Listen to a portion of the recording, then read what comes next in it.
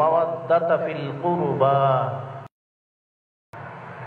আল্লাহ পাক ইরশাদ করেন, হে আমার হাবিব আপনি বলে দিন, কুল লা আসআলুকুম আলাইহি আজরান, যে আমি তোমাদের কাছে কোনো বিনিময় চাচ্ছি না, যেহেতু আমি তোমাদেরকে আল্লাহ পাকের কথা, হেদায়েতের কথা ইত্যাদি বলে থাকি, তোমাদেরকে গুমরাহি থেকে হেদায়েতের দিকে নিয়ে যাওয়ার জন্য কোশিশ করে থাকি, সেজন্য এর বিনিময়ে আমি কিছু চাচ্ছি না। লা আসআলুকুম আলাইহি আজরান ইল্লাল মাওয়াদ্দাতা ফিল কুরবা, শুধুমাত্র এতটুকু যে তোমরা আমার যারা আহাল এবং ইয়াল, আহলে বাইত এবং আওলাদে রাসূল যারা রয়েছেন তাদের সাথে তোমরা সৌহার্দ্যপূর্ণ ব্যবহার করবে, মহব্বত রাখবে, তাল্লুক রাখবে, নেসবত রাখবে, সম্পর্ক রাখবে। আল্লাহ পাক নির্দেশ করেছেন, হে আমার হাবিব আপনি জমিনবাসীকে এটা বলে দিন। আল্লাহ পাকের হাবিব আখিরি নবী সৈয়দুল মুরসালিন, ইমামুল মুরসালিন, খাতামুন নবীন, হাবিবুল্লাহ হুজুর পাক সাল্লাল্লাহু আলাইহি সাল্লাম আল্লাহ পাকের সেই আয়াত শরীফ তেলাওয়াত করে সবাইকে জানিয়ে দিয়েছেন, তোমাদের কাছে যে বিষয়টা বলার সেটা হচ্ছে আহলে বাইত এবং আওলাদে রাসূল সাল্লাল্লাহু আলাইহি সাল্লাম যারা রয়েছেন তাদের মহব্বত। সেজন্য কিতাবে বর্ণিত রয়েছে,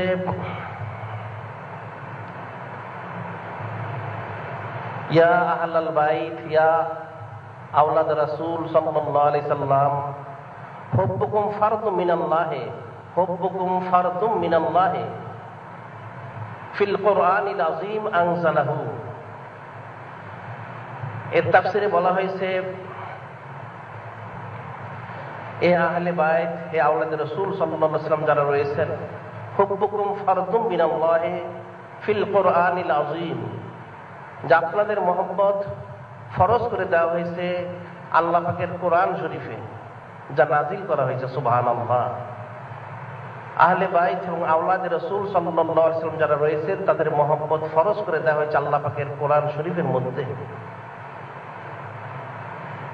সেটা আল্লাহ পাক পরবর্তী আয়াতে বলেছেন যে প্রকৃতপক্ষে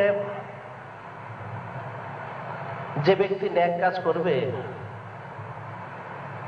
মাইয়াহতারিফ ওয়া মাইয়াহতারিফ হাসানাতান ওয়া মাইয়াহতারিফ হাসানাতান নাজিদ লাহু ফিহা হুসনা, মাইয়াহতারিফ হাসানাতান নাজিদ লাহু ফিহা হুসনা ইন্নাল্লাহা গফুরুন শাকুর।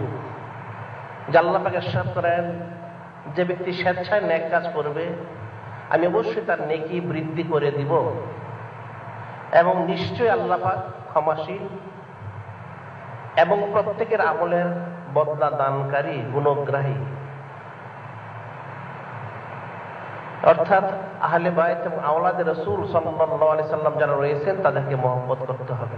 এখন কতটুকু মহব্বত করতে হবে, এর তাফসিরে, এর ব্যাখ্যায় অনেক কিছু বলা হয়েছে, অনেক আয়াত শরীফ, হাদিস শরীফ আনা হয়েছে, অনেক ওয়াকিয়া বর্ণনা করা হয়েছে। বিশেষ করে একটা গুরুত্বপূর্ণ ওয়াকিয়া বর্ণনা করা হয়ে থাকে, যিনি ইমামে আজম আবু হানিফা রহমতুল্লাহ আলাইহি, ওনার থেকে যে হযরত ইমামে আজম আবু হানিফা রহমতুল্লাহ আলাইহি আল্লাহ পাকের জমিনে বেমিসাল ব্যক্তিত্ব, যার ইলম, যার আমল, যার ইখলাস বর্ণনা করার অপেক্ষা রাখে না,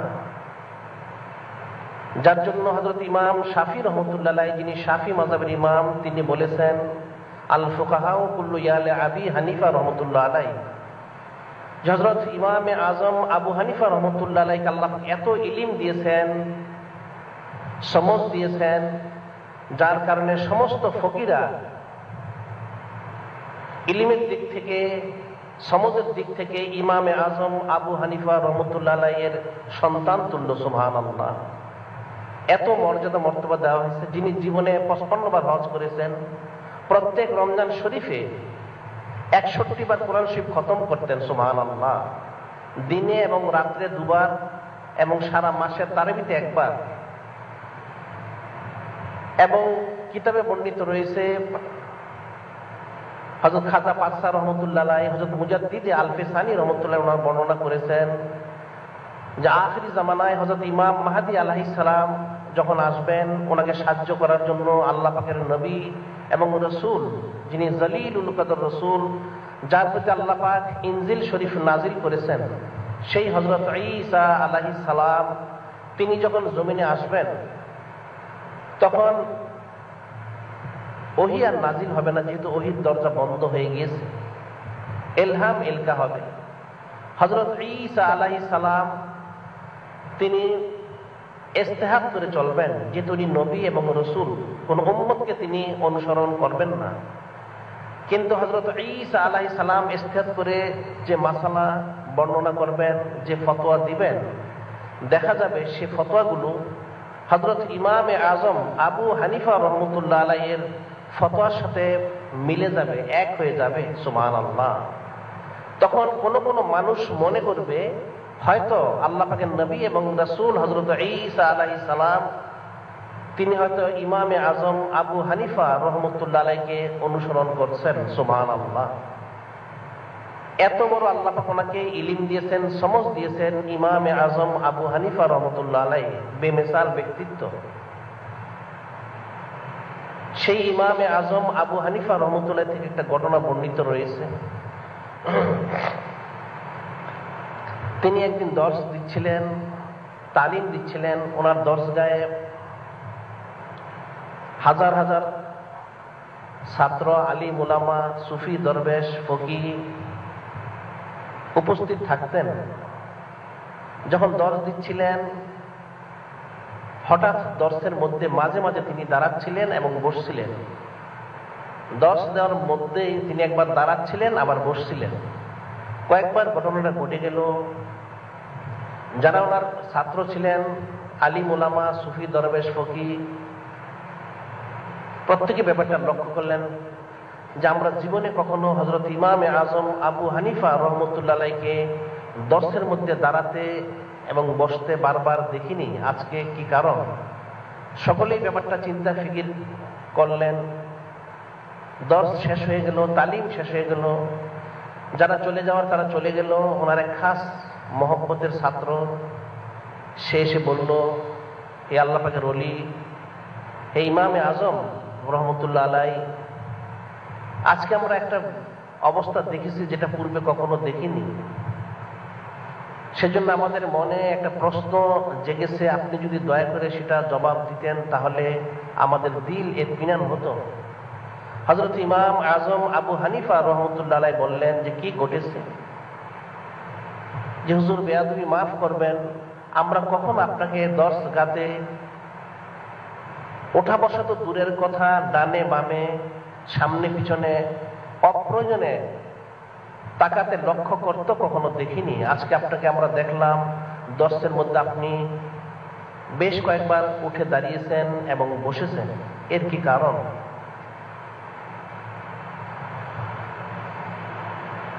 যখন এই প্রশ্ন করা হলো, ইমামে আজম আবু হানিফা রাহমাতুল্লাহ বললেন, তোমরা ব্যাপারটা সত্যি অনুধাবন করেছো। এটা অনুধাবনের বিষয়, ফিকিরের বিষয় এবং চিন্তারও বিষয়। যে সত্যি আমি কখনো আমার কোনো দর্সের মধ্যে এভাবে উঠা বসা করিনি, অপ্রয়োজনে ডানে বামে লক্ষ্য করি না আমি। কিন্তু আজকে করেছি একটা বিশেষ কারণে। সেটা হলো, তোমরা হয়তো লক্ষ্য করে থাকবে আমি যখন দর্স দিচ্ছিলাম, তালিম দিচ্ছিলাম, তখন একটা বাচ্চা শিশু,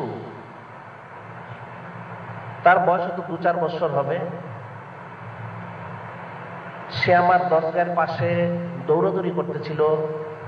বাচ্চা শিশু হিসেবে শিশু সুলভ আচরণ, অর্থাৎ দৌড়াদৌড়ি সে করতেছিল। যখন বাচ্চাটা আমার কাছে চলে আসতো তখন আমি দাঁড়াতাম, যখন বাচ্চাটা দূরে চলে যেত তখন আমি বসে যেতাম। তখন তারা বলল, হে হযরত ইমামে আজম আবু হানিফা রাহমাতুল্লাহ আলাইহি, ব্যাপারটা ঠিক তাই, আমরা সেটাই লক্ষ্য করেছি।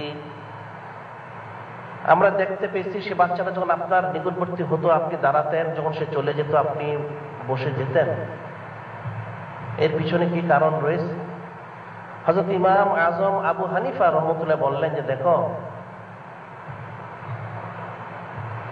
যে আমরা আখিরি নবী হাবিবুল্লাহ সঈদুল মুরসালিন ইমামুল মুরসালিন খাতামুন নবীন হাবিবুল্লাহ হুজুর পাক সাল্লাল্লাহু আলাইহি সাল্লাম কে সরাসরি পাইনি,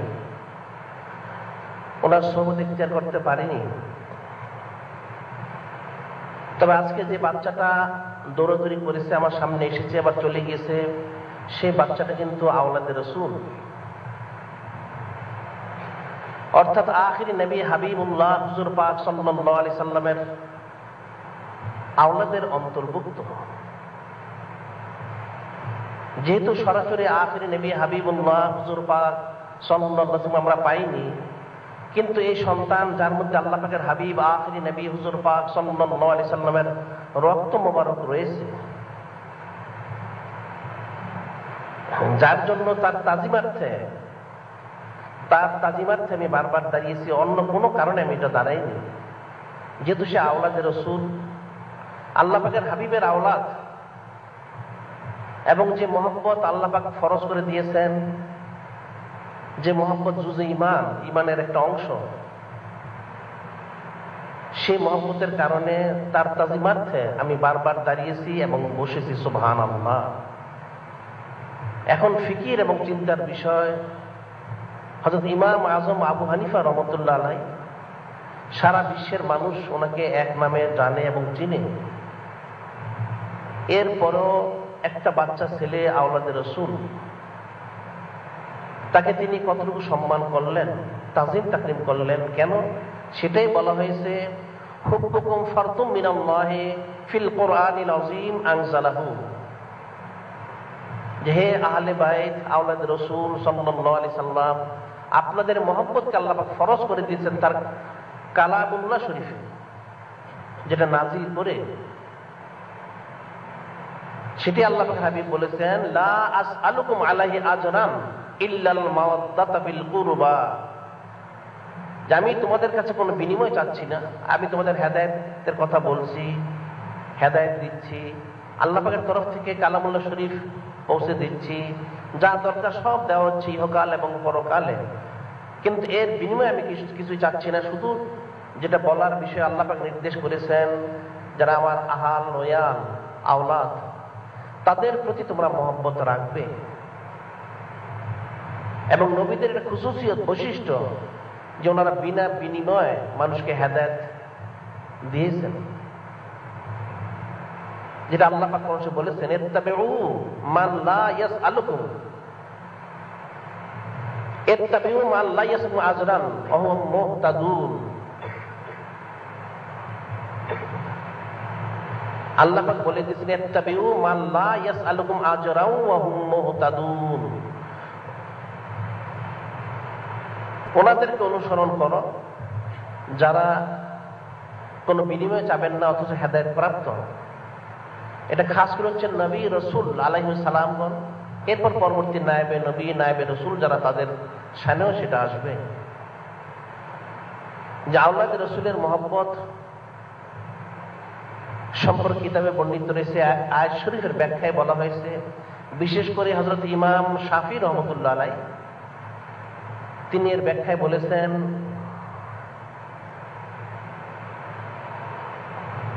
قال ইমাম শাফি রহমতুল্লাহ আলাইহি, যে মাসালু আহলে বাইতের নবী সাল্লাল্লাহু আলাইহি সাল্লাম কামাসালে আয়াতিল কুরআন, মাসালু আওলাদ রাসূল সাল্লাল্লাহু আলাইহি সাল্লাম কামাসালে আয়াতিল কুরআন। হযরত ইমাম শাফি রহমতুল্লাহ আলাইহি তিনি যারা আহলে বায়ত আওলাদ রাসূল, খাস করে যারা আওলাদ রাসূল, ওনাদেরকে দুভাগে উনি বিভক্ত করেছেন। আওলাদ রাসূলদেরকে দুভাগে বিভক্ত করা হয়েছে, যারা আল্লাহ পাকের হাবিব আখিরি নবী হুজুর পাক সাল্লাল্লাহু আলাইহি সাল্লাম দুভাগে বিভক্ত করেছেন। তিনি বলেছেন, যারা আওলাদ রাসূল আহলে বায়ত, তাদের মিসাল হচ্ছে কোরআন শরীফের আয়াতের মতো। যে কেমন?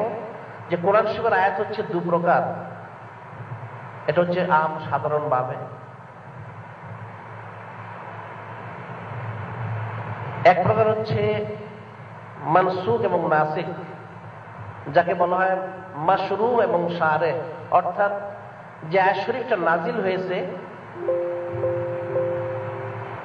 নাজিল হওয়ার পর তার হুকুমটা পরিবর্তিত হয়েছে, কিন্তু সেটা তেলাওয়াত করতে হয়, কিন্তু তার হুকুমটা জারি নেই। মেসাল দিলে বুঝতে সহজ হবে। যেমন আল্লাহ পাক বিশেষ করে রোজা সম্পর্কে উদাহরণ দিয়েছেন, ওয়ালাল্লাযীনা ইউতীকুনাহু ফিদিয়াতুন তুআমু মিসকিন ফামান তাতাওয়া খায়রান ফাহুয়া খায়রুল লাহু ওয়া আন তাসুমু খায়রুল লাকুম ইন কুনতুম তা'লামুন। আল্লাহ পাক বলেন, বিশেষ করে রোজা সম্পর্কে যে আয়াত নাজিল হয়েছে একসাথে নাজিল হয়নি, দাবে দাবে নাজিল হয়েছে। এখানে বলা হয়েছে, যার অর্থ হচ্ছে প্রথম অবস্থায় যখন রোজা ফরজ করা হলো, আল্লাহ পাক বলে দিলেন যেহেতু সকলের পক্ষেই রোজা রাখা সম্ভব নাও হতে পারে, একটা সুযোগ দিয়ে দিলেন, ওয়ালাল্লাযীনা ইউতীকুনাহু ফিদিয়াতুন তুআমু মিসকিন, যে তোমাদের যাদের পক্ষে রোজা রাখা সম্ভব হবে না তারা ইচ্ছে করলে গরিব মিসকিনকে, ফকির ফুকারাকে, গরিব গোরাবাকে ফিদিয়া দিয়ে, কাফফারা দিয়ে রোজা না রাখলেও চলবে। এরপর অবশ্য আল্লাহ পাক বলে দিল, ফামান তাতাওয়া খায়রান ফাহুয়া খায়রুল লাহু ওয়া আন তাসুমু খায়রুল লাকুম ইন কুনতুম তা'লামুন। এরপর অবশ্য আল্লাহ পাক এটাও বলে দিলেন যে স্বেচ্ছায় নেক কাজ করে এটা অবশ্যই তার জন্য উত্তম হবে, আর যদি তোমরা রোজা রাখো অবশ্যই সেটা তোমাদের জন্য ভালো হবে, যদি তোমরা বুঝে থাকো। আন তাসুমু খায়রুল লাকুম ইন কুনতুম তা'লামুন, রোজা রাখলে অবশ্যই ভালো হবে যদি তোমরা বুঝে থাকো। অর্থাৎ প্রথম অবস্থায় ইয়াসিব নাজিল হলো, অনেক সাহাবায়ে কিরাম রাদিয়াল্লাহু তাআলা আনহুম ওনারা রোজা রেখেছেন, অনেকে রোজা না রেখে ফিদিয়া দিয়েছেন, কাফফারা দিয়েছেন গরিব মিসকিনকে। কিছুদিন অতিবাহিত হলো, এরপর আল্লাহ পাক আবার নাজিল করলেন, ফামান শাহিদা মিনকুমুশ শাহর ফালিয়াসুম, ফামান শাহিদা মিনকুমুশ শাহর ফালিয়াসুম। অবশ্যই যে ব্যক্তি রমজান শরীফ পাবে, রমজান শরীফের মাস পাবে, তাকে রোজা রাখতেই হবে। এখন বলা হয় যে আয়াত প্রথম নাজিল হয়েছে, রুখসত দেওয়া হয়েছিল, সেটা হচ্ছে মাশরু, অর্থাৎ সেটাকে ব্যাখ্যা করা হয়েছে। আর যেটা পরবর্তী নাজিল হলো সেটা হচ্ছে শারে, ব্যাখ্যাকারী। এখন তেলাওয়াতের জন্য উভয়টার একই হুকুম, উভয় আয়াত শরীফ তেলাওয়াত করতে হবে, কিন্তু আমল করতে হবে পরেরটা। প্রথমটার আমল করা যাবে না। এখন কেউ যদি রোজা না রেখে শুধু ফিদিয়া দেয়, কাফফারা দেয়, সেটা জায়েজ হবে না, গ্রহণযোগ্য হবে না। তাকে রোজা রাখতেই হবে, যার সামর্থ্য রয়েছে, সাধ্য রয়েছে। এখন এই দুটো আয়াত শরীফ তেলাওয়াত করতে হবে, কিন্তু হুকুম পালন করতে হবে পরেরটা। সেটাই হযরত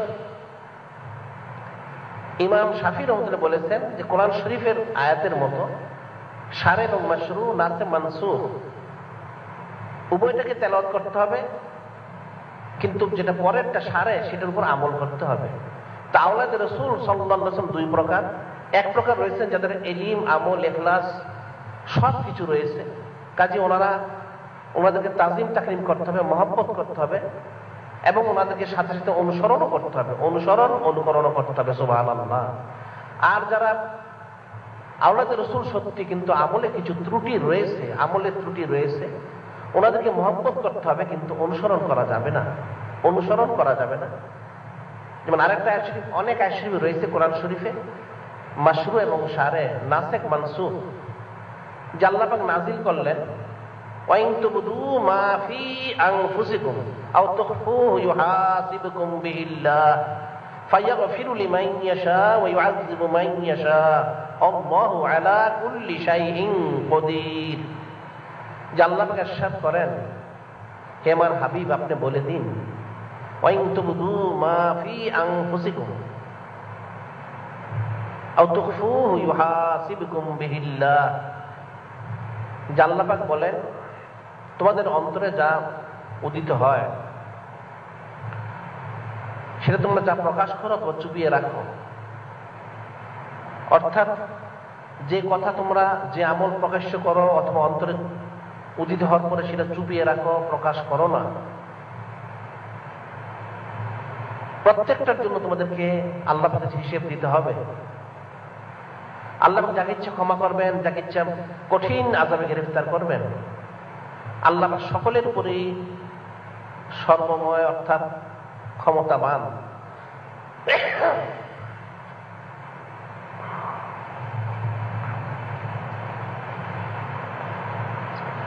যখন আয়াত শরীফ নাজিল হয়ে গেল, হযরত সাহাবায়ে কিরাম রাদিয়াল্লাহু তাআলা আনহু একটু অস্থির হয়ে গেলেন, অর্থাৎ চিন্তিত হয়ে গেলেন। বারবার আরজ করলেন, বিশেষ করে হযরত ওমর বিন খাত্তাব রাদিয়াল্লাহু তাআলা আনহু বারবার বলতে লাগলেন, ইয়া রাসূলুল্লাহ, ইয়া হাবিবাল্লাহ সাল্লাল্লাহু আলাইহি সাল্লাম, যদি সত্যি তাই হয়ে থাকে আমাদের অন্তরে যা দিতে হবে সেটা আমরা প্রকাশ করি অথবা চুপিয়ে রাখি। প্রত্যেকটা যদি হিসেব দিতে হয় তাহলে আমাদের জাহান্নাম ছাড়া কোনো গতি থাকবে না। কারণ মানুষের অন্তরে অনেক কিছু উদিত হতে পারে, সবটা সে করে না, কোনোটা সে করে থাকে, কোনোটা সে করে না। আল্লাহ তো বলেছেন প্রত্যেকটা হিসেব দিতে হবে, এবং আল্লাহ যাকে ইচ্ছা ক্ষমা করবেন, যাকে ইচ্ছা পাকড়াও করবেন। আল্লাহ পাক সকলের উপরই ক্ষমতাবান। হযরত সাহাবায়ে কিরাম রাদিয়াল্লাহু তাআলা বারবার আরজ করতে লাগলেন। আল্লাহর হাবিব বললেন, তোমরা যা নাজিল হয়েছে এর মধ্যে ধৈর্য ধারণ করো, আল্লাহ পাক যা নাজিল করেছেন সেটা মেনে নাও, নিশ্চয়ই খায়ের বরকত রয়েছে, অপেক্ষা করো। 1 বছর অতিবাহিত হয়ে গেল। হযরত ওমর বিন খাত্তাব রাদিয়াল্লাহু তাআলা কোন জরুরি আলোচনা উঠলেই এই বিষয়ে আলোচনা করতেন। 1 বছর অতিবাহিত হয়ে গেল। আল্লাহ পাক নাজিল করলেন, লা ইউকাল্লিফুল্লাহু নাফসান ইল্লা উসআহা, লা ইউকাল্লিফুল্লাহু নাফসান ইল্লা উসআহা, যে আল্লাহ পাক কোন নফসকে তার সাধ্যের বাইরে কষ্ট দিবেন না, সাধ্যের বাইরে কষ্ট দিবেন না। আয়াত নাজিল হলো, আল্লাহ পাক হাবিব বলে দিলেন। হযরত সাহাবায়ে কিরাম রাদিয়াল্লাহু তাআলা ইতমিনান হয়ে গেলেন। এই আয়াত শরীফ বলে দেওয়া হলো, যেটা তোমাদের ক্ষমতার বাইরে রয়েছে, মনে উদিত হতে পারে, কিন্তু তোমরা বাস্তবে সেটা কাজ করলে না বা তার মধ্যে জোর দিলে না, সেটা অন্তরে থেকে মিটে গেল, সেটার জন্য তোমাদেরকে কখনো জবাবদিহি করতে হবে না। সুবহানাল্লাহ। এটাও বলা আছে প্রথম যে আয়াত শরীফ সেটা হচ্ছে মাশরু মানসুখ, আর পরের যে আয়াত শরীফটা সেটা সারে বা নাসিখ। কাজেই এ ধরনের অনেক আয়াত শরীফ রয়েছে কালামুল্লাহ শরীফে, প্রত্যেকটাকে তেলাওয়াত করতে হবে, তবে প্রত্যেকটার হুকুমকে আমল করতে হবে না। যেটা মাশরু সেটা হুকুম আমল করতে হবে, যেটা সারে তার হুকুমটাকে আমল করতে হবে। ঠিক আওলাদে রাসূল 2 প্রকার আল্লাহ পাকের জমিনে থাকবেন কিয়ামত পর্যন্ত। একদল থাকবেন হক্কানি রব্বানি আলিম, বুজুর্গ, সুফি, ওলি, তাদের অনুসরণ, অনুকরণ, মহব্বত সবই করতে হবে, তাজিম, তাকরিম, তাদের খোঁজ খবর সবই নিতে হবে যথাসম্ভব। আর একদল যারা থাকবেন হয়তো তাদের আমলে কিছু ত্রুটি থাকবে, কিন্তু তাদের তাজিম তাকরিম করাটা ফরজের অন্তর্ভুক্ত, এতে গাফলতি করা যাবে না। হযরত ইমামে আজম আবু হানিফা রহমতুল্লাহ আলাইহি এত বড় ইমাম হওয়ার পরেও তিনি কিন্তু বায়াত গ্রহণ করেছেন যারা আওলাদে রাসূল তাদের কাছে। তিনি প্রথম বায়াত গ্রহণ করেছেন হযরত ইমাম বাকির রহমতুল্লাহ আলাইহি, যিনি হযরত ইমাম জয়নুল আবেদিন রহমতুল্লাহ আলাইহি এর ছেলে। হযরত ইমাম জয়নুল আবেদিন রহমতুল্লাহ হচ্ছেন হযরত ইমাম হুসাইন রাদিয়াল্লাহু তাআলা আনহুর ছেলে। ইমাম হুসাইন রাদিয়াল্লাহু তাআলা হচ্ছেন হযরত ফাতেমা রাদিয়াল্লাহু তাআলা আনহার সন্তান। আল্লাহ পাকের হাবিব আখিরি নবী হুজুর পাক সাল্লাল্লাহু আলাইহি ওয়াসাল্লাম রক্তে জিগার কলিজার টুকরা সেই হযরত ইমাম হুসাইন রাদিয়াল্লাহু তাআলা আনহুর ছেলে হযরত ইমাম জয়নুল আবেদিন রহমতুল্লাহ আলাইহি। হযরত ইমাম জয়নুল আবেদিন রহমতুল্লাহ আলাইহির সন্তান হচ্ছেন ইমাম বাকির রহমতুল্লাহ আলাইহি। হযরত ইমাম বাকির রহমতুল্লাহ কাছে প্রথম বায়াত গ্রহণ করেছেন। উনি ইন্তেকাল করার পর 117 হিজরিতে হযরত ইমামে আজম আবু হানিফা রহমতুল্লাহ আলাইহি ওনার সন্তান হযরত ইমাম জাফর সাদিক রহমতুল্লাহ কাছে দ্বিতীয়বার বায়াত গ্রহণ করে ইলমে তাসাউফ চর্চা করে তাকমিলে পৌঁছেন। সুবহানাল্লাহ। ওনার এত ইলম, এত আমল, এত কিছু থাকার পরেও আওলাদ রাসূলদের সোহবত ইখতিয়ার করে কলবি জিকির ফিকির করে দিল ইসলাহ করে আল্লাহ পাকের খালিস বান্দা, আল্লাহ পাকের হাবিব হুজুর পাক সাল্লাল্লাহু আলাইহি ওয়াসাল্লামের খালিস উম্মত হয়েছিলেন। মিসাল শুরু বলা যেতে পারে গাউসুল আজম সাইয়্যিদুল আউলিয়া বরফিস সাহেব রহমতুল্লাহ, তিনি আওলাদে রাসূল। সুলতানুল হিন্দ খাজা করিম নাজ হাবিবুল্লাহ রহমতুল্লাহ, তিনি আওলাদে রাসূল। হযরত বাহাউদ্দিন নকশবন্দ বুখারী রহমতুল্লাহ আলাইহি আওলাদে রাসূল। ইমাম আহমদ রাফাই রহমতুল্লাহ আওলাদে রাসূল। এই ধরনের অনেক আওলাদে রাসূল অতীত হয়েছেন, হবেন, আসবেন। কাজী যারা আওলাদে রাসূল রয়েছেন তাদের সোহবত ইখতিয়ার করে প্রত্যেকেরই দায়িত্ব নিজেকে ইসলাহ করে নেয়া। আর যাদের আমলে যদি ত্রুটি থাকে, যে আয়াতে কোরআনী যেটা বলা হয়েছে যে আয়াতে কোরআনী মাশরু হয়ে গেছে, আমল প্রয়োজন নেই, কিন্তু সেটাকে তেলাওয়াত করতে হবে, তাজিম তাকরিম করতে হবে। এর মিসাল স্বরূপ একটা ঘটনা বলা হয়। যে আওলাদ রাসূল সাল্লাল্লাহু আলাইহি ওয়াসাল্লাম যারা রয়েছেন তাদের সম্মান কতটুকু রয়েছে। এক ব্যক্তি ছিলেন, সে পূর্ববর্তী জামানায় খুব সম্পদশালী ধনী এবং সে দেশের উজিরও ছিল। তার নাম ছিল ঈসা বিন আলী অথবা আলী বিন ঈসা, দুরকমই কিতাবে বর্ণিত রয়েছে, মুখতালিফ রিওয়ায়াত। সে ব্যক্তি অনেক সম্পদশালী ছিলেন, খুব নেককার, পরেজগার, আল্লাহওয়ালা। তিনি একটা ফান্ড তৈরি করেছিলেন, একটা আলাদাভাবে ওনার একটা ফান্ড তৈরি করেছিলেন, তহবিল তৈরি করেছিলেন।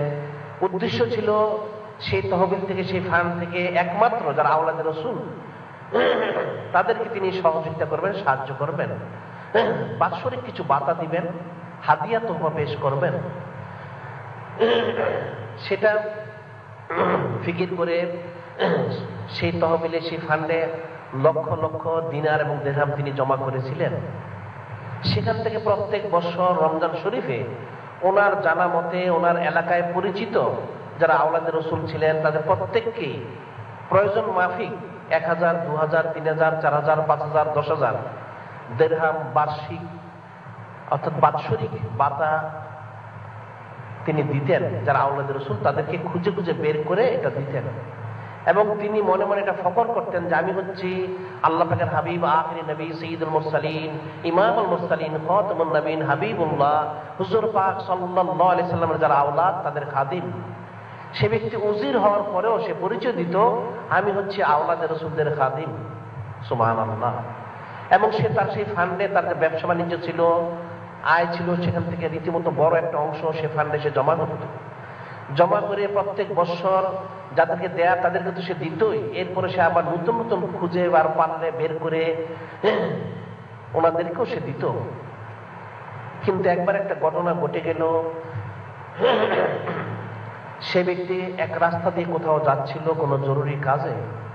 হঠাৎ সে দেখতে পেল একজন আওলাদে রাসূল যাকে সে প্রত্যেক বছর 5000 দিরহাম সে বাতা দিত, 5000 দিরহাম সে বাতা দিত। লোকটা বয়স্ক ছিলেন। সেই আওলাদে রাসূলকে সে দেখতে পেল কোন এক এলাকায় শীতের সকালে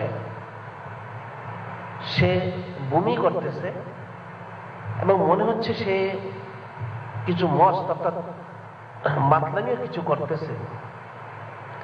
সেটা দেখে সেই উজির ঈসা বিন আলী, আলী বিন ঈসা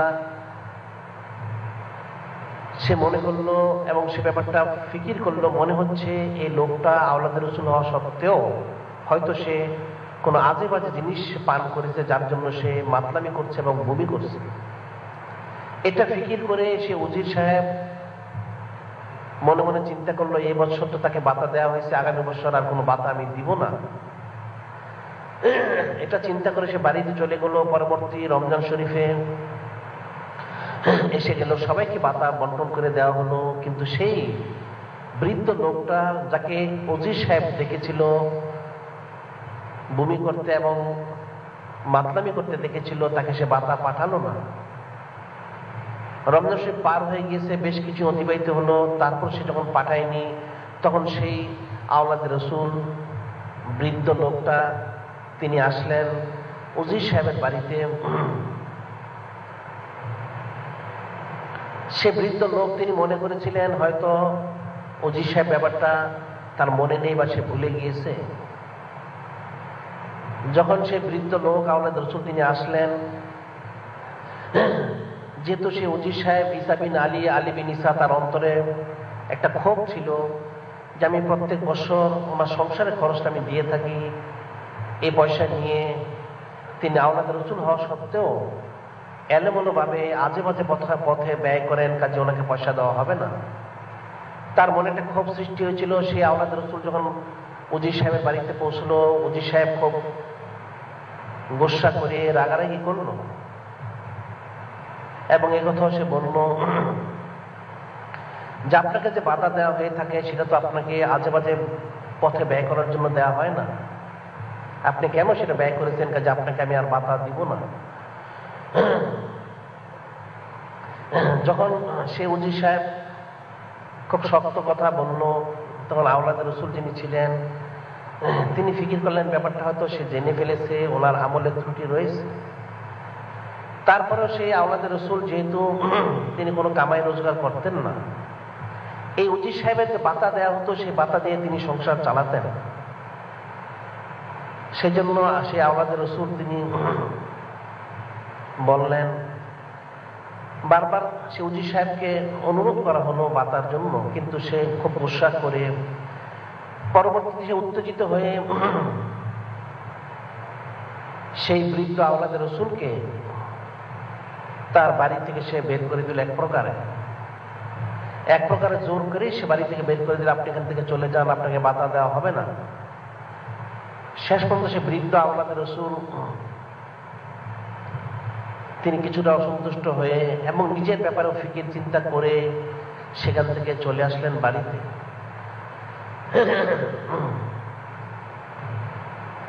ঘটনাটা ঘটে গেল দিনের বেলায়। রাত্রি হলো,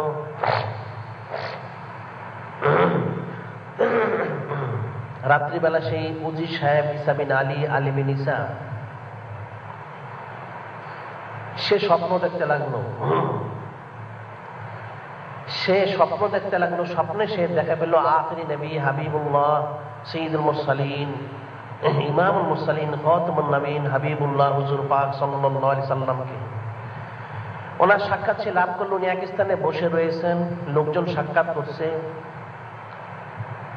সে উজি সাহেব ঈসা বিন আলী, আলী বিন ঈসা, সে যখন সাক্ষাৎ করতে গেল, আল্লাহ পাকের হাবিব আখিরি নবী সঈদুল মুরসালিন, ইমামুল মুরসালিন, খাতামুন নবীন হাবিবুল্লাহ হুজুর পাক সাল্লাল্লাহু আলাইহি সাল্লাম চেহারা মোবারক ঘুরিয়ে নিলেন।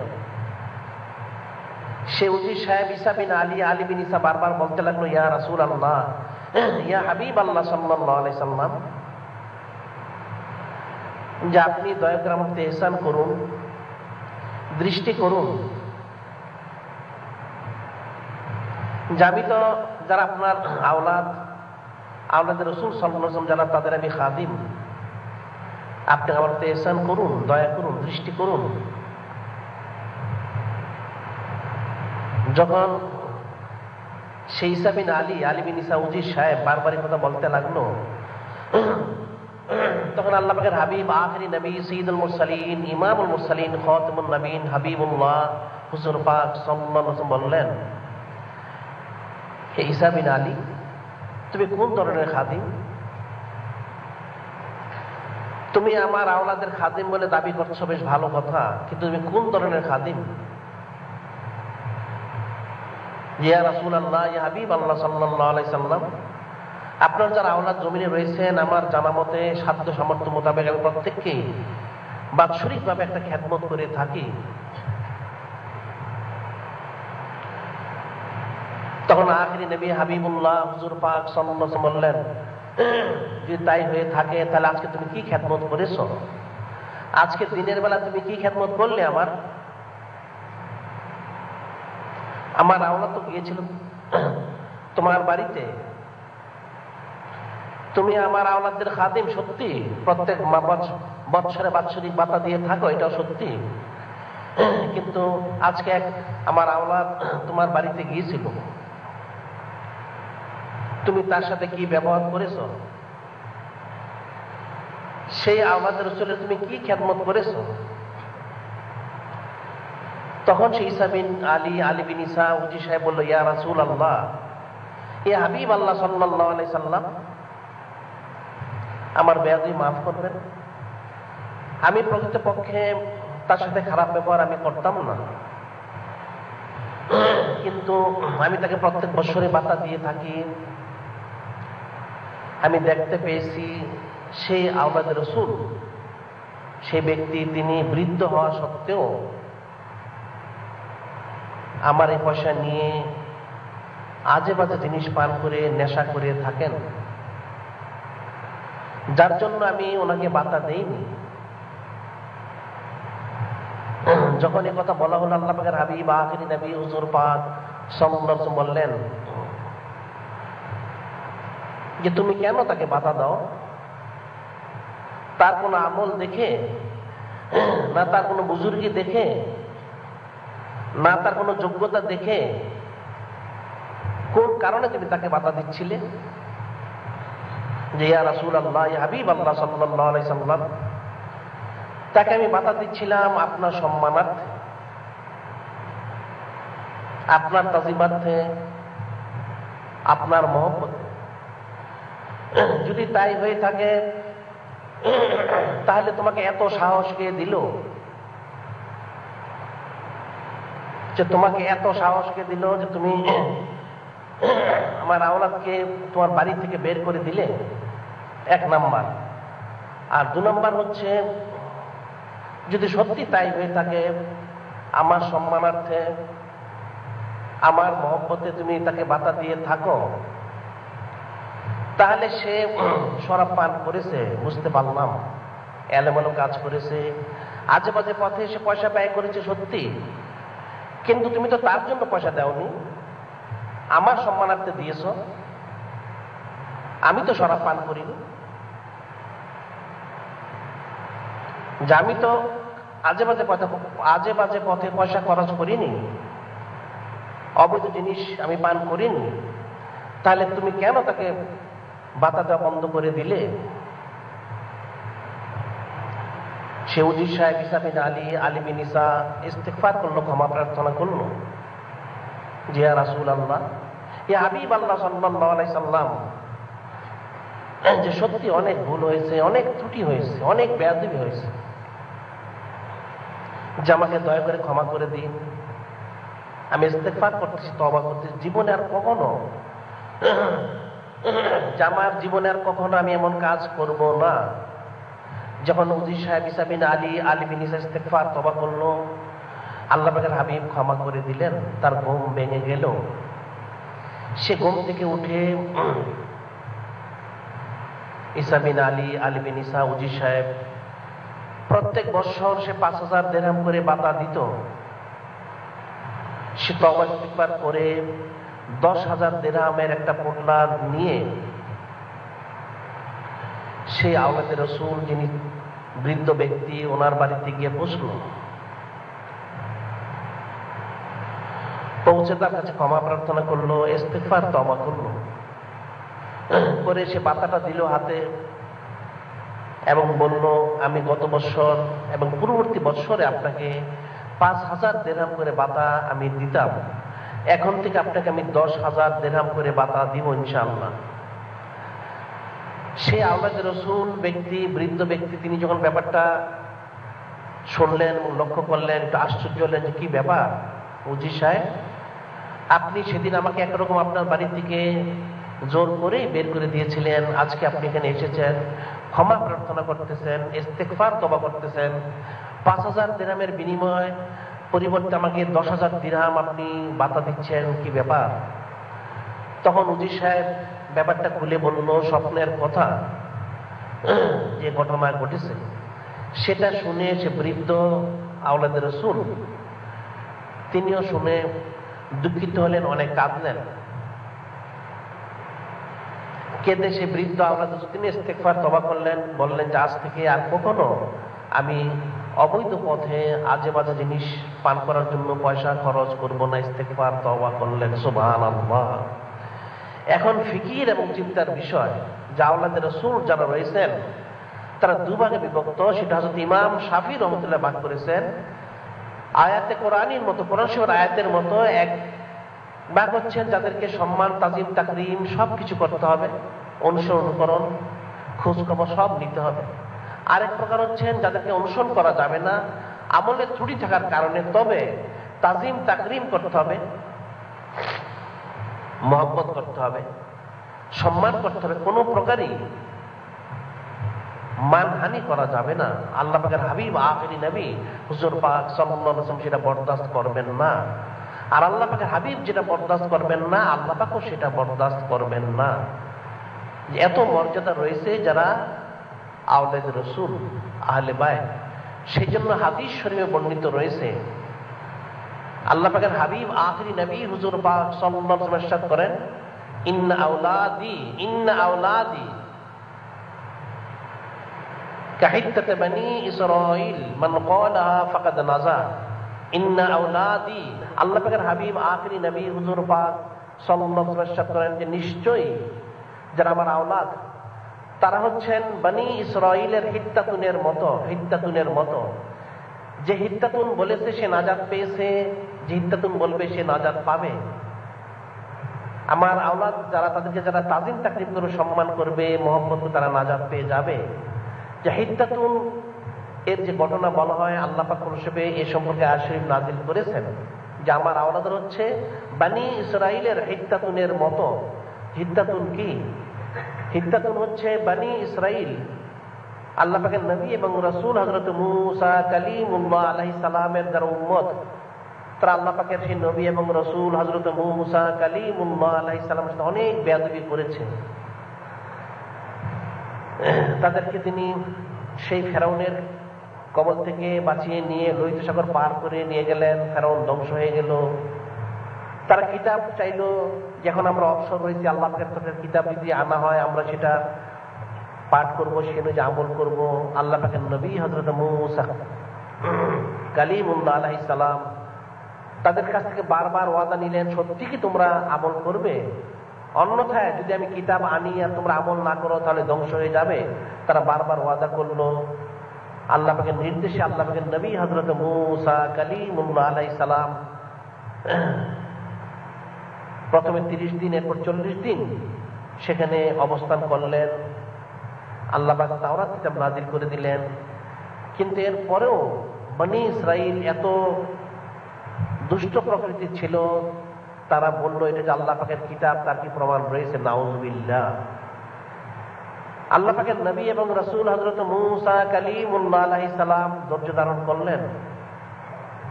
যদিও তিনি জালালি তবিতে ছিলেন, তারপরেও তারা বলল প্রমাণ স্বরূপ এটা আল্লাহ পাকের জবান থেকে আমরা শুনতে চাই।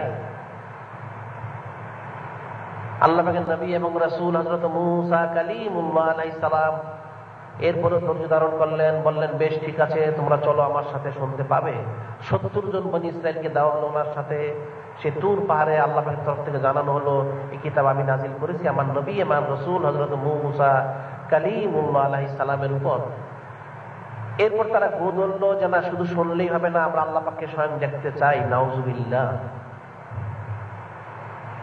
যখন তারা বারবার সে আরজ করলো, আল্লাহ পাকের নবী এবং রাসূল হযরত মূসা কালিমুল্লাহ আলাইহিস সালাম বললেন এটা কঠিন কথা। আল্লাহ পাক বললেন ঠিক আছে। আল্লাহ পাক যেহেতু সব বিষয়ে বান্দার কুফরি সেটি কিন্তু ধৈর্য ধারণ করে থাকেন, তা আল্লাহ পাক দেখতে চেয়েছিল। আল্লাহ পাক তা তাজাল্লা নিক্ষেপ করলেন। তারা প্রত্যেকটা লোকই 70টা লোক মারা গেল, ইন্তেকাল করলো। আল্লাহ পাককে দেখবে কোথা থেকে একটা নূরের সেই তাজাল্লি, সেটি তারা বরদাস্ত করতে পারলো না। যখন সবগুলো লোক মরে গেল, আল্লাহ পাকের নবী এবং রাসূল হযরত মূসা কালিমুল্লাহ আলাইহিস সালাম বলেন হে বারে আলাহি, এই লোকগুলো যদি মারা যায়, এদেরকে আমি রেখে চলে যাই, তাহলে বনি ইসরাইল তারা বলবে আমি সবাইকে নিয়ে হত্যা করে ফেলেছি। নাউযুবিল্লাহ। আপনি দয়া করে আবার জীবিত করে দিন। আল্লাহ পাক তাও জীবিত করে দিলেন। সুবহানাল্লাহ। এরপর অনেক ঘটনা ঘটে গেল। মান্না সালওয়া তাদেরকে দেওয়া হলো, অর্থাৎ একটার পর একটা তারা অপরাধ করে যেতে লাগলো। যখন তারা চরম অপরাধ করলো, অর্থাৎ আল্লাহ পাকের নবী এবং রাসূল হযরত মূসা কালিমুল্লাহ আলাইহিস সালাম যখন সেই 40 দিন তুর পাহাড়ে ছিলেন কিতাব আনার জন্য, তারা সেই বাছুরের মূর্তি বানিয়ে সেটাকে পূজাও করেছিল। নাউযুবিল্লাহ। তার শাস্তিও দেওয়া হলো, কেউ কেউ শাস্তি গ্রহণ করলো। অনেক ঘটনা ঘটে গেল এবং তিহের ময়দানে তারা একাধারা 40 বছর সেখানে ঘুরপাক খেলো, একটা 10 মাইল এরিয়া একটা জায়গার মধ্যে, যেটা মুফাসসিরিনে কেরাম বলেন মিশর এবং সিরিয়ার মাঝে একটা জায়গা। এরপর তারা বললো যে ঠিক আছে আমরা তওবা করে ইস্তিগফার করবো। আল্লাহ পাকের তরফ থেকে সেটা বলা হলো। তখন وَإِذْ قُلْنَا ادْخُلُوا هَٰذِهِ الْقَرْيَةَ فَكُلُوا مِنْهَا حَيْثُ شِئْتُمْ رَغَدًا وَادْخُلُوا الْبَابَ سُجَّدًا وَقُولُوا حِطَّةٌ نَغْفِرْ لَكُمْ خَطَايَاكُمْ وَسَنَزِيدُ الْمُحْسِنِينَ। আল্লাহ পাক বললেন وَإِذْ قُلْنَا ادْخُلُوا هَٰذِهِ الْقَرْيَةَ, তাহলে তোমরা এই গ্রামে প্রবেশ করো, এই শহরে প্রবেশ করো। প্রবেশ করার সময় যখন তোমরা দরজা দিয়ে প্রবেশ করবে, শহরের দরজা দিয়ে, গ্রামের দরজা দিয়ে প্রবেশ করবে, পূর্ববর্তী জামানায় প্রত্যেক আবাদি স্থলে দরজা থাকতো প্রবেশ করার এবং বের হওয়ার। যখন প্রবেশ করবে তখন তোমরা বলবে হিত্তাতুন হিত্তাতুন। হিত্তাতুন শব্দের অর্থ হচ্ছে আল্লাহ পাক ক্ষমা করুন, ক্ষমা করুন, আস্তাগফিরুল্লাহ, তওবা, এই অর্থে হিত্তাতুন এসে থাকে যে আমাদেরকে ক্ষমা করুন, আমরা ভুল ত্রুটি করেছি। আল্লাহ পাক বলে দিলেন আল্লাহ পাকের নবীকে এবং রসূলকে, তারা সেটা শূন্য, তিনি বুঝিয়ে দিলেন। কিন্তু এত বড় জালিম এরা, এত বড় দুষ্ট নাফরমান। فبدل الذين ظلموا قولا غير الذي قيل لهم فأنزلنا على الذين ظلموا رجزا من السماء بما كانوا يفسقون। এত বড় জালিম, এত বড় নাফরমান। ফাবাদ্দাল আল্লাযীনা যালামু, আল্লাহ পাক নিজে বলেছেন এগুলো জালিম, তারা আমার কথাকে পাল্টিয়ে ফেললো। ফাবাদ্দাল আল্লাযীনা যালামু কাওলান গায়রা আল্লাযী ক্বিলা লাহুম, আমি যা বলেছিলাম সেটাকে তারা পাল্টিয়ে ফেললো। তারা হিত্তাতুন, ক্ষমা চাই, ক্ষমা চাই, মাফ চাই, এটা না বলে তারা বলে হিন্তাতুন হিন্তাতুন, নাউযুবিল্লাহ, অর্থ গম দিন, গম দিন, নাউযুবিল্লাহ। আল্লাহ পাকের কালামকে, আল্লাহ পাকের আদেশকে তারা পরিবর্তন, তাহরিফ করে ফেললো। আল্লাহ পাক বলেন ফানজালনা আলাল্লাযীনা যালামু রিজজাম মিনাস সামাই বিমা কানু ইয়াফসুকুন। যখন তারা এত বড় জুলুম করলো, তখন আমার তরফ থেকে তাদের প্রতি আযাব, গজব, আসমানি আযাব, গজব নাজিল হয়ে গেল, নাউযুবিল্লাহ, যে তারা ফাসিকি করেছিল। সেখানে যারা হিন্তাতুন হিন্তাতুন বলেছে সব ধ্বংস হয়ে গেছে, গজব পড়ে গেছে। যারা হিত্তাতুন বলেছে তারাই শুধু নাজাত প্রাপ্ত হয়েছে। সেটি আল্লাহ পাকের হাবিব বলেছেন ইন্না আওলাদি কাহিত্তাতে মাসালু হিত্তাতে বানি ইসরাঈল মান ক্বালাহা ফাকাদ নাজা, যে নিশ্চয়ই আমার যারা আওলাদ তারা হিত্তাতুনের মতো। হিত্তাতুন যারা বলেছে তারা যেমন নাজাত পেয়েছে, ঠিক আমার আওলাদদেরকে যারা আঁকড়িয়ে ধরবে, মহব্বত করবে, তাল্লুক রাখবে, নেসবত রাখবে, তারাও ইহকাল এবং পরকালের নাজাত লাভ করবে। সুবহানাল্লাহ। এবং অন্য হাদিসে বলা হয়েছে ইন্না আওলাদি কাসাফিনাতে নূহ মান দাখালাহা ফাকাদ নাজা, ইন্না আওলাদি মাসালু সাফিনাতে নূহ মান দাখালাহা ফাকাদ নাজা, যে নিশ্চয়ই যারা আমার আওলাদ তারা হচ্ছেন হযরত নূহ আলাইহিস সালামের কিস্তির মতো। হযরত নূহ আলাইহিস সালামের কিস্তি যারা চড়েছিল তারা যেমন নাজাত পেয়েছিল, যারা চড়েনি তারা ধ্বংস হয়ে গেছে। অন্য হাদিসে বলা হয়েছে যে আওলাদ রাসূল সাল্লাল্লাহু আলাইহি ওয়াসাল্লাম হচ্ছেন সেই নূহ আলাইহিস সালামের কিস্তির ন্যায়। হযরত আন আবী যর রাদিয়াল্লাহু তাআলা আনহু আন্নাহু ক্বালা, আন আবী যর রাদিয়াল্লাহু তাআলা আনহু ক্বালা ওয়া হুয়া আখিযুম বিবাবিল কাবাতি সামিতুন নবী সাল্লাল্লাহু আলাইহি ওয়াসাল্লাম ইয়াকুলু আলা আলা ইন্না মাসালা আহলে বাইতি ফীকুম, আলা ইন্না মাসালা আহলে বাইতি ফীকুম মাসালু সাফিনাতিন নূহ মান রাকিবা ফাকা মান রাকিবাহা নাজা আমান তাকাল্লাফা আনহা হালাক। হযরত আবু যর গিফারি রাদিয়াল্লাহু তাআলা বর্ণনা করেন, তিনি কাবা শরীফের দরজা করে বলেছেন যে আল্লাহ পাকের হাবিব আখিরি নবী হুজুর পাক সাল্লাল্লাহু আলাইহি সাল্লামের জবান মোবারকে শুনেছি, তিনি বলেছেন, অর্থাৎ কাবা শরীফের দরজা ধরে বলেছেন আল্লাহর কসম, আল্লাহ পাকের হাবিব আখিরি নবী হুজুর পাক সাল্লাল্লাহু আলাইহি ওয়াসাল্লাম বলেছেন, কি বলেছেন, আলা তোমরা সাবধান হয়ে যাও, আসমানবাসী জমিনবাসী সকলে সাবধান হয়ে যাও। ইন্না মাসালি আহলে বাইতি, ইন্না মাসালি ইন্না মাসালা আহলে বাইতি, ইন্না মাসালা আহলে বাইতি ফীকুম মাসালু সাফিনাতিন নূহ, যে আমার যারা আওলাদ, আমার যারা আহলে বাইত, তাদের মিসাল হচ্ছে তোমাদের মধ্যে, তাদের মিসাল হচ্ছে তোমাদের মধ্যে যেমন নূহ আলাইহিস সালামের কিস্তি, যেমন হযরত নূহ আলাইহিস সালাম যিনি আল্লাহ পাকের নবী এবং রাসূল ছিলেন, ওনার সে কিস্তির মতো। মান রাকিবাহা নাজা, যে সে কিস্তিতে চড়েছিল সে নাজাত পেয়েছে। আমান তাকাল্লাফা আনহা হালাকা, যে সেটাতে চড়েনি, পিছনে রয়ে গিয়েছিল, তারা ধ্বংস হয়ে গিয়েছিল। যেটা আল্লাহ পাক কোরআনে বলেছেন এই কিস্তি সম্পর্কে, যেটা আল্লাহ পাকের নবী এবং রাসূল হযরত নূহ আলাইহিস সালামের ছেলে, এক ছেলে কেনান, সেও ধ্বংস হয়ে গিয়েছিল। আল্লাহ পাক বলেছিলেন, হে আমার নবী, আমার রাসূল হযরত নূহ আলাইহিস সালাম, যে আপনার যারা উম্মত রয়েছে এরা চরম নাফরমান। আল্লাহ পাকের নবী এবং রাসূল হযরত নূহ আলাইহিস সালাম দোয়া করেছিলেন যে আল্লাহ পাক যারা নেককার তারা যেন জীবিত থাকে, যারা বদকারেরা ধ্বংস হয়ে যাক। আল্লাহ পাক বললেন তাহলে এক কাজ করুন, অতি শীঘ্রই বন্যা শুরু হবে, আপনি একটা নৌকা তৈরি করুন। অসনাইল ফুলকা বিআয়ুনিনা ওয়া ওয়াহইনা ওয়ালা তুখাতিবনি ফিল্লাযীনা যালামু ইন্নাহুম মুগরাকুন। আল্লাহ পাক বলেন, হে আমার নবী, আমার রাসূল হযরত নূহ আলাইহিস সালাম, অসনাইল ফুলকা বিআয়ুনিনা ওয়া ওয়াহইনা ওয়ালা তুখাতিবনি। হে আমার নবী, আমার রাসূল হযরত নূহ আলাইহিস সালাম, আপনি আমার তত্ত্বাবধানে আমার ওহির নির্দেশ ক্রমে একটা নৌকা তৈরি করুন, একটা কিস্তি তৈরি করুন। তবে মনে রাখবেন, ওয়ালা তুখাতিবনি ফিল্লাযীনা যালামু, যারা জালিম তাদের সম্পর্কে আমাকে কিছু বলবেন না। ইন্নাহুম মুগরাকুন, নিশ্চয় যারা জালিম, যারা ফাসিক, যারা কাফির, তারা এই বন্যায় তুফানে ডুবে ধ্বংস হয়ে যাবে, তাদের সম্পর্কে আমাকে কিছু বলবেন না। আল্লাহ পাকের নির্দেশ হলো বন্যা শুরু হবে, আকাশ থেকে বৃষ্টি হবে, জমিন থেকে পানি ওঠা শুরু হবে। প্রথম শুরু হবে মানুষের যে পাক করে থেকে চুলা, সে চুলা থেকে পানি বের হবে, তখনই বোঝা যাবে বন্যা শুরু হয়েছে। আপনি একটা কিস্তি তৈরি করুন। মুখতালিফ রেওয়ায়েত রয়েছে, সে কিস্তিটা লম্বা 300 গজ, চওড়া 50 গজ, উচ্চতা 30 গজ, কেউ বলেছে 3 তলা 7 তলা, অর্থাৎ মোটামুটি অনেক বড় ছিল। যেহেতু আল্লাহর জমিনে যত প্রকার প্রাণী ছিল প্রত্যেকটা জোড়া জোড়া তিনি তার কিস্তিতে নিয়েছিলেন আল্লাহ পাকের নির্দেশে। যখন বন্যা শুরু হয়ে গেল,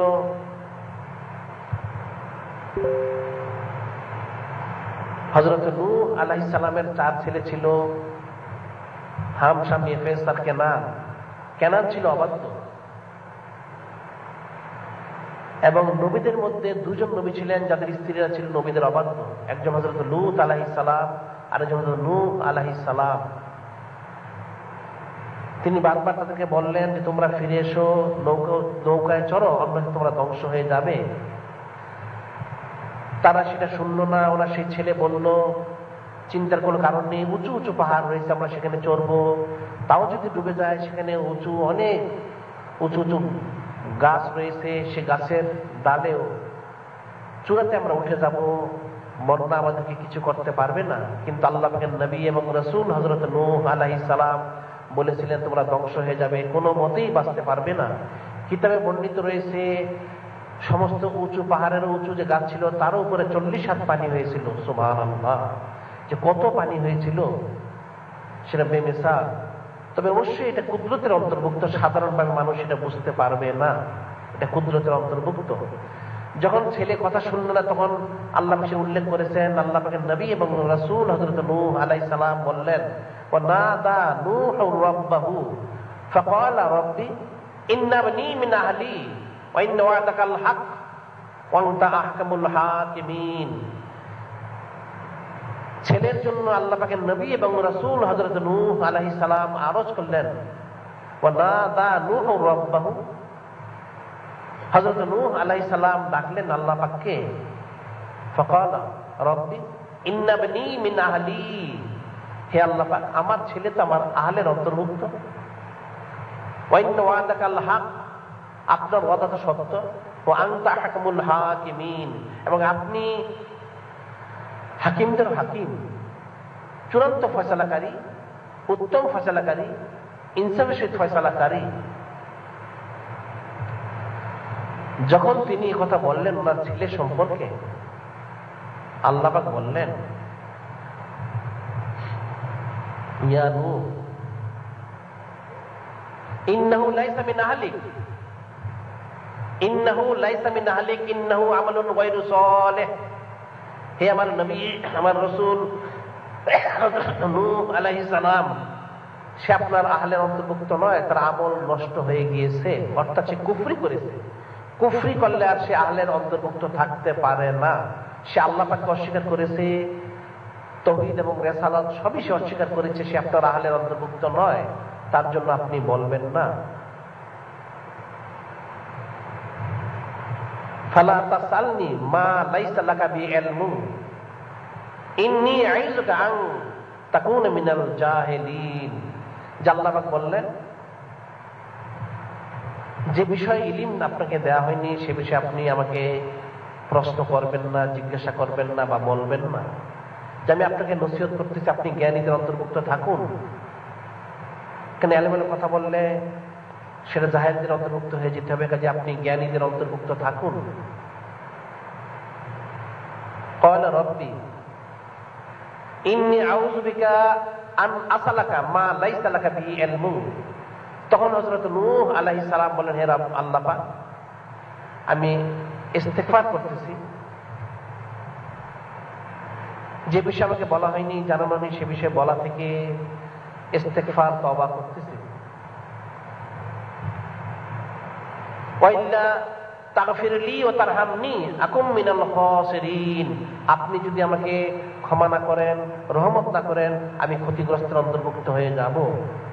অর্থাৎ এখানে আল্লাহ পাক ঘটনা পুরাই বলে দিয়েছেন যে আল্লাহ পাকের নবী হযরত নূহ আলাইহিস সালাম যখন ছেলের জন্য বললেন সে তোমার আহলের অন্তর্ভুক্ত, আল্লাহ পাক বললেন যেহেতু সে তাওহীদ রিসালাত সবই অস্বীকার করেছে, সে তো আওলাদ থাকতে পারে না, কাজী এদের সম্পর্কে আর বলবেন না।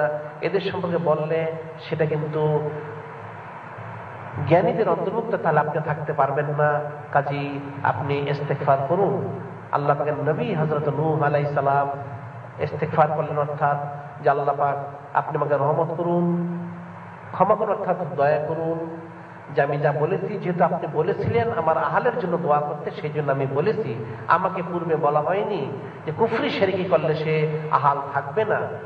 কাজে এখন যখন আমাকে জানানো হয়েছে, আমি এখন ইস্তিগফার তওবা করলাম, আর কখনো তার জন্য আমি দোয়া করব না।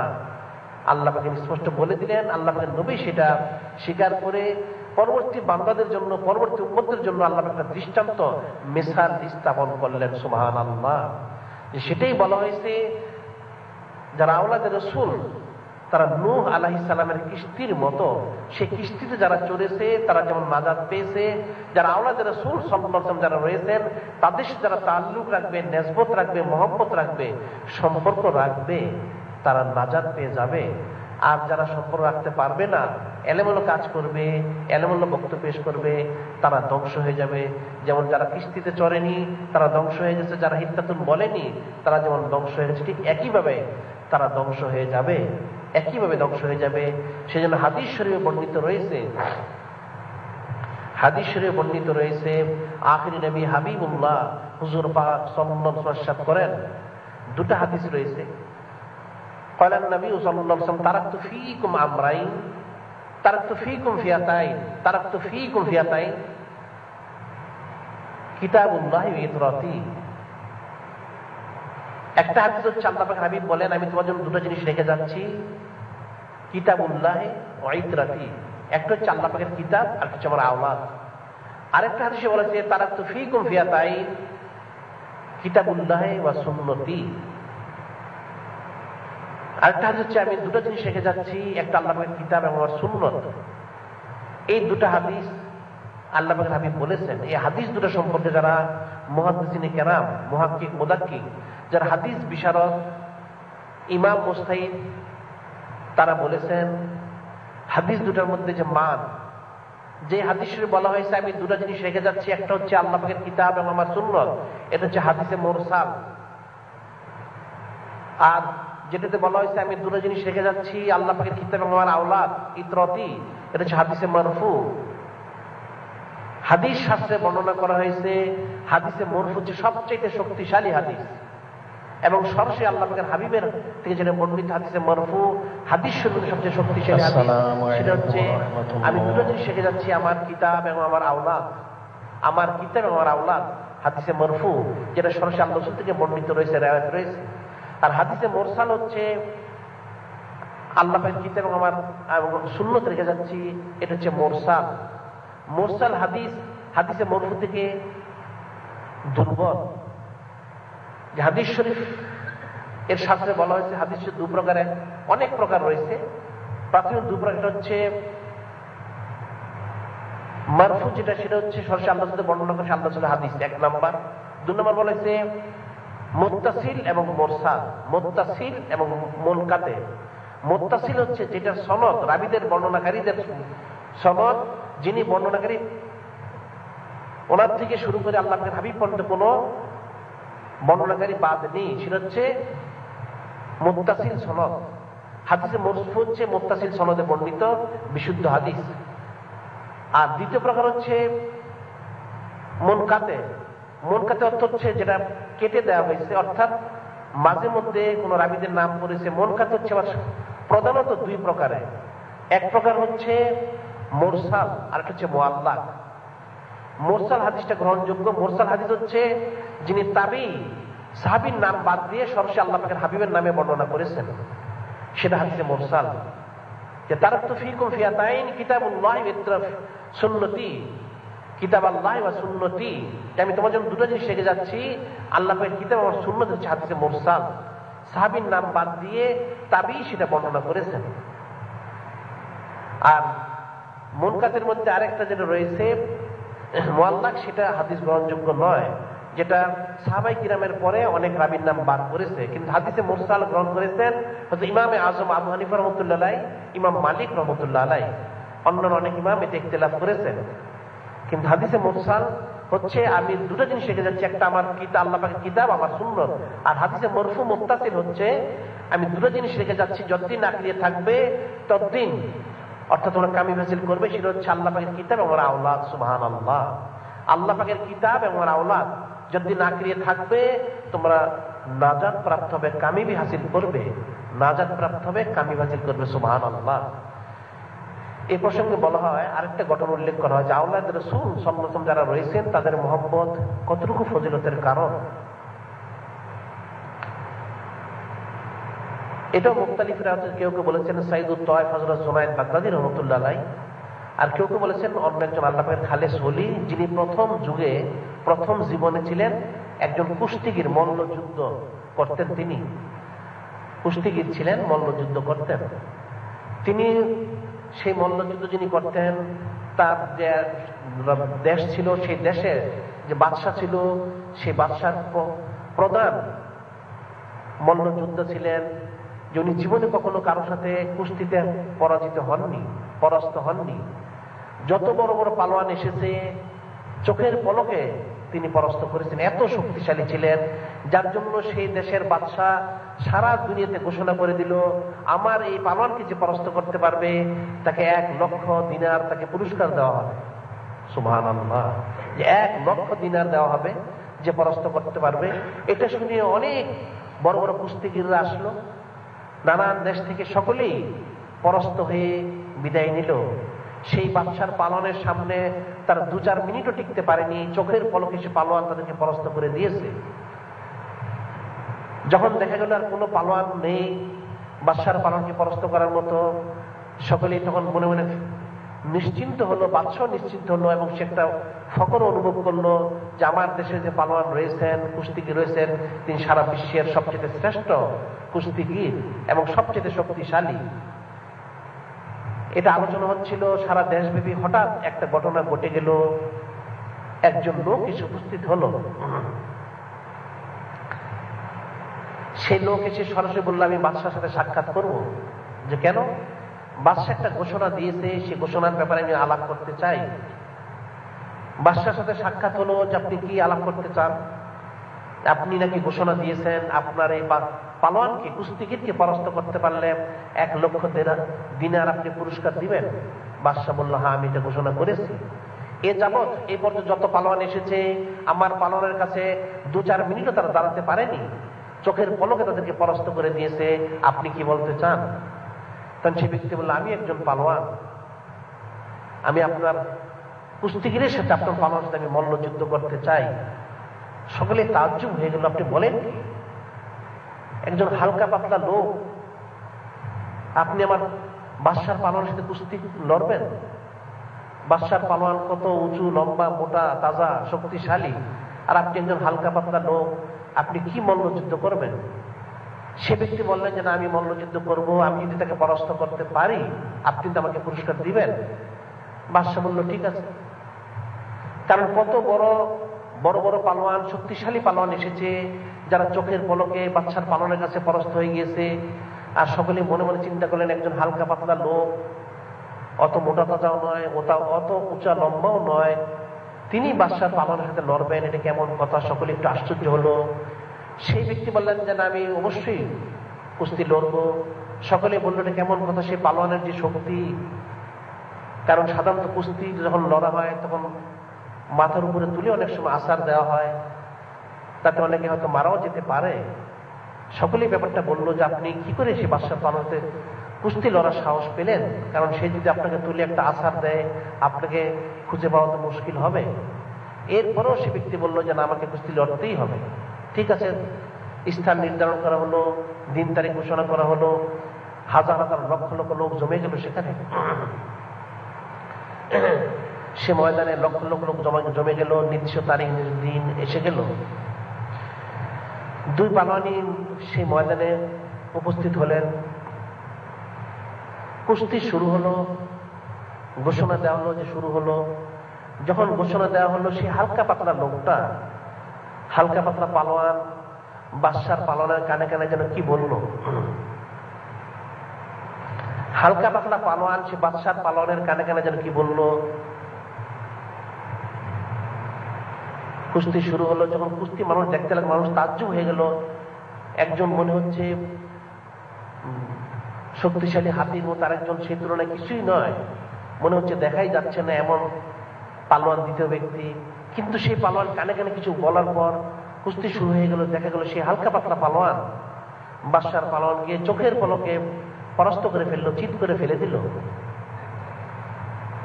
ফেলে দিয়ে সে চাপ দিয়ে ধরে রাখলো, কিন্তু বাদশার পালোয়ান উঠতে পারলো না। একবার, দুবার, তিনবার বাদশা তাজ্জুব হয়ে গেল, সমস্ত লোক তাজ্জুব হয়ে, ব্যাপারটা কি? এই হালকা পাতলা লোকের এত শক্তি কোথা থেকে আসলো? এত বড় শক্তিশালী পালোয়ান, যার কাছে সারা বিশ্বের কোন লোক 2-4 মিনিট দাঁড়াতে পারেনি, অথচ এই লোকটাকে সেই হালকা পাতলা লোকটা ধরে মাটিতে শোয়া দেয় এবং চাপ দিয়ে রাখে, সে উঠতে পারে না। যখন একাধিকবার হয়ে গেল, বাদশা আশ্চর্য হলো, উজির নাজির সভাসদ সকলেই আশ্চর্য হয়ে গেল এবং সকলেই ব্যাপারটা চিন্তা করলো। বাদশার পালোয়ান পরাস্ত হলো। সেই পালোয়ান, বিদেশি পালোয়ান এসে বাদশার কাছ থেকে 1 লক্ষ দিনার পুরস্কার নিয়ে এসে চলে গেল। ঘটনা ঘটে গেল। বাদশা তখন সে পালোয়ানকে ডাকালো যে ব্যাপারটা কি? এই লোকটার গায়ে কি এতই শক্তি? তোমাকে চোখের পলকে মাটিতে শোয়াই দিল, তোমার সিনার উপর সে হাত দিয়ে চাপ দিয়ে ধরে রাখলো, তুমি উঠতে পারলে না। তখন সে পালোয়ান বলল, হে বাদশাহ, এখানে একটা ঘটনা ঘটেছে। এখানে শক্তির কোনো পরীক্ষা হয়নি, একটা ঘটনা ঘটেছে, যেটা আপনারা জানেন না। যে আমি পালোয়ান সত্যি, তবে আমি একটা মাসালা জানি। সেটা হচ্ছে, মাসালাটা হচ্ছে, যারা আওলাদে রসুল তাদের মহব্বত হচ্ছে জুজে ইমান, ইমানের অঙ্গ। তাদেরকে মহব্বত করা, তাজিম তাকরিম করা ফরজ। বাদশা জিজ্ঞাসা হলো কি হয়েছে? যে আমি যখন তার সাথে কুস্তি লড়বো, আমি মাঠে উপস্থিত হয়েছি, সেও উপস্থিত। হঠাৎ সে আমাকে বললো আমার একটা কথা রয়েছে। আমি জিজ্ঞাসা করলাম, আচ্ছা ভাই, তোমার কি কথা বলো? কুস্তি তো লড়তে হবে, এর আগে তোমার যে কোনো কথা থেকে বলে নাও। সে আমার কানে কানে সে বললো, হে বাদশার পালোয়ান, আমি জানি কুস্তি যদি লড়া হয়, আমার মতো একজন 100 জনও তোমার সাথে পারবে না, এতে কোনো সন্দেহ নেই। আমার গায়ে তেমন কোনো শক্তি নেই, আমি হালকা পাতলা। আমার মতো 100 পালোয়ান যদি তোমার সাথে কুস্তি লড়ে, 1 সেকেন্ডও তারা টিকতে পারবে না, এটা আমার জানা রয়েছে। তবে তোমার কাছে আমি যেটা বলবো সেটা হচ্ছে, আমি আওলাদে রসুল। তোমার কাছে যেটা বলার বিষয় সেটা হচ্ছে, আমি আওলাদে রসুল। কুস্তি করে তোমার সাথে পারা যাবে না জানি, তবে তোমাকে আমি পরাস্ত করতে পারলে 1 লক্ষ দিনার আমি পুরস্কার পাবো। আমি শুধু সেই পুরস্কারের জন্য এসেছি। যেহেতু আমি আওলাদে রসুল, আমার জন্য খয়রাত করা, ভিক্ষা করা, সুয়াল করা জায়েজ নেই। আমি তো ভিক্ষা করতে পারি না। তবে আমাদের দেশের এমন অবস্থাও নেই, বা আমার এমন পরিচিত লোকও নেই যারা আমাকে সাহায্য করবে। তো আমি যখন শুনলাম বাদশাহ তোমাকে পরাস্ত করতে পারলে 1 লক্ষ দিনার দিবে, আমি মনে মনে চিন্তা করলাম, ঠিক আছে, এই 1 লক্ষ দিনার যদি আমি নিতে পারি, আমার সংসার সচ্ছল হবে। আমার সাথে যারা আরো আওলাদ রসুল রয়েছেন, তারা সকলেই বেশ কিছুদিন ইতমিনানে জীবনযাপন করতে পারবেন। আমি শুধু সেই জন্য এসেছি, আমি যেহেতু আওলাদে রাসূল, তুমি কমপক্ষে এদিকে লক্ষ্য করে, অর্থাৎ আল্লাহ পাকের হাবিব আখিরি নবী হুজুর পাক সাল্লাল্লাহু আলাইহি ওয়াসাল্লামের দিকে লক্ষ্য করে তুমি আমার কাছে আজকে হেরে যাও, আমার কাছে তুমি পরাস্ত হয়ে যাও।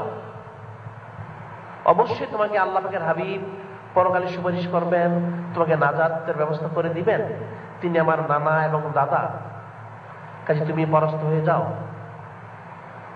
যে আমি খুব অভাবগ্রস্ত, ক্ষুধার্ত রয়েছি, আমার সাথে আরো অনেক আওলাদ রাসূল রয়েছেন, আমার আওলাদ রয়েছেন, আত্মীয়স্বজন জ্ঞাতি গোষ্ঠী রয়েছেন, যারা খুব আর্থিকভাবে অনটনে রয়েছেন, অভাবে রয়েছেন, কষ্টে রয়েছেন। কাজে তুমি তাদের দিকে লক্ষ্য করে, আল্লাহ পাকের হাবিবের দিকে লক্ষ্য করে হলেও তুমি আজকে হেরে যাও। সে পালোয়ান বলল যে আমি এটা শুনলাম, শুনে চিন্তা করলাম ব্যাপারটা খুব কঠিন বিষয়। একদিকে আমার সম্মান ইজ্জত, সারা বিশ্বের মানুষ আমাকে জানে সবচেয়ে বড় পালোয়ান, আমার চেয়ে শক্তিশালী আল্লাহর জমিনে আর কেউ নেই বর্তমানে। অনেক ইজ্জত সম্মান আমার রয়েছে, আমার জন্য আমার দেশের সম্মান রয়েছে, আমার বাদশার সম্মান রয়েছে। কিন্তু আরেকদিকে আমি ফিকির করলাম, এই শক্তি আমার কতদিন থাকবে? এমন একদিন আসবে আমার শক্তি থাকবে না, আমি ইন্তেকাল করব, কবরে যাব। কিন্তু যদি আমি আখিরি নবী হাবিবুল্লাহ হুজুর পাক সাল্লাল্লাহু আলাইহি ওয়াসাল্লামের মহব্বতে, ওনার খাতিরে, ওনার সম্মানার্থে, ওনার আওলাদদেরকে সাহায্য করার লক্ষ্যে আমি যদি হেরে যাই, দুনিয়ার ইজ্জত আমার নষ্ট হয়ে যাবে, সম্মান নষ্ট হয়ে যাবে সত্যি। তবে আমি আল্লাহ পাকের কাছে এর বদলা পাবো, ফজিলত পাবো, ইহকাল পরকালে কামিয়াবি করতে পারবো। সেদিকে লক্ষ্য করে আমি পরাস্ত হয়ে গেলাম, হেরে গেলাম। বাদশা তখন বলল, ঠিক আছে, তাই যদি হয়ে থাকে তাহলে তো করার কিছু নেই। কিন্তু তুমি যে সেই ব্যক্তিকে আওলাদ রাসূল মনে করলে, তার কি কোনো প্রমাণ রয়েছে?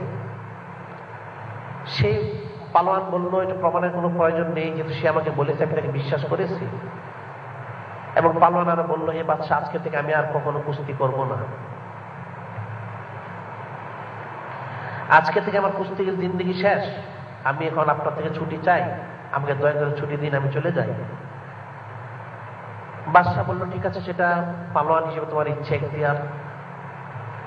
আলোচনা শেষ হয়ে গেল। রাত্রে সেই পালোয়ান স্বপ্ন দেখতে লাগলো।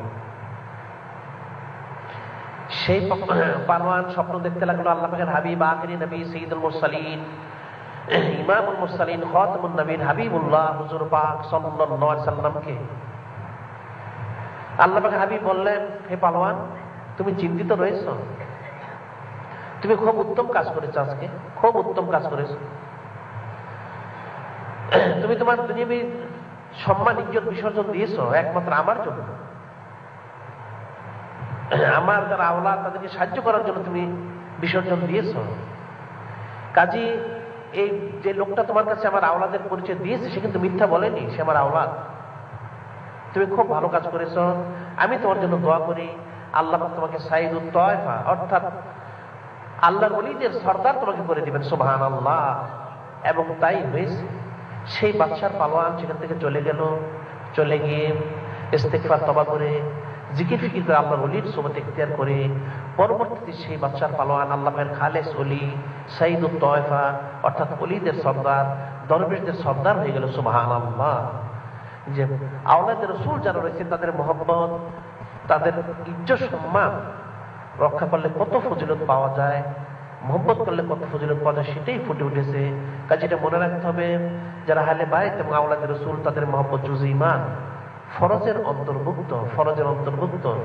সেটাই হাদিস শরীফে বর্ণনা করা হয়েছে। হাদিস শরীফে বর্ণনা করা হয়েছে, আন জাবির রাদিয়াল্লাহু তাআলা আনহু, আন জাবির রাদিয়াল্লাহু তাআলা আনহু قال رأيت رسول الله صلى الله عليه وسلم رأيت رسول الله صلى الله عليه وسلم في حجته يوم عرفة وهو على ناقته القصوى يخطب فسمعت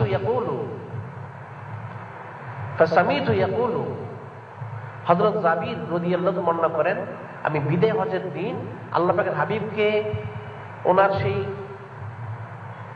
কাসওয়া যেটা ছিল, বাউন ছিল, সেটাতে সাওয়ার হয়ে, অর্থাৎ তার উপর বসে তিনি খুতবা দিয়েছিলেন এবং বলেছিলেন, আমি শুনেছিলাম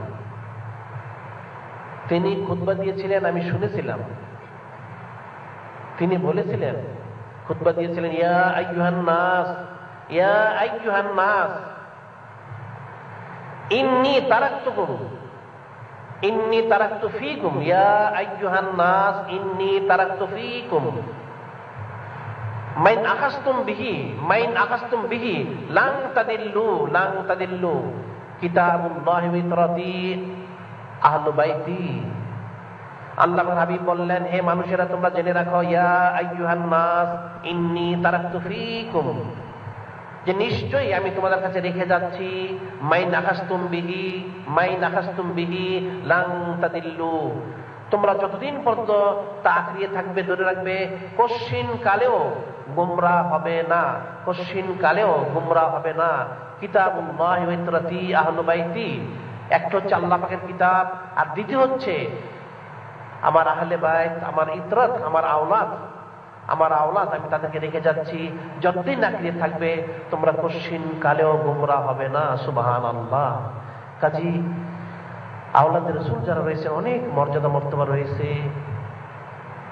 সেটা জেনে শুনে বুঝে আমাদের হক আদায় করার কোশিশ করতে হবে। আল্লাহ পাক যেন আমাদেরকে সেই তৌফিক দান করেন সেই হক আদায় করার জন্য। আজকে অনেক সময় হয়ে গেছে, আমরা সামনের সপ্তাহগুলোতেও পর্যায়ক্রমে আল্লাহ পাক তৌফিক দিলে আলোচনা করব। অনেক জানার রয়েছে, বুঝার রয়েছে, ফিকিরের বিষয় রয়েছে। আল্লাহ পাক যেন আমাদেরকে আহলে বাইত এবং আওলাদ রাসূল সাল্লাল্লাহু আলাইহি ওয়াসাল্লাম যারা রয়েছেন তাদের মহব্বত আমাদের অন্তরটা পরিপূর্ণ করে দেন। যারা এখন পরে এসেছেন তারা 4 রাকাত ক্বাবলা জুমআ ওয়া আখিরু দাওয়ানা আলহামদুলিল্লাহি রাব্বিল আলামিন। আসসালামু আলাইকুম ওয়া রাহমাতুল্লাহ।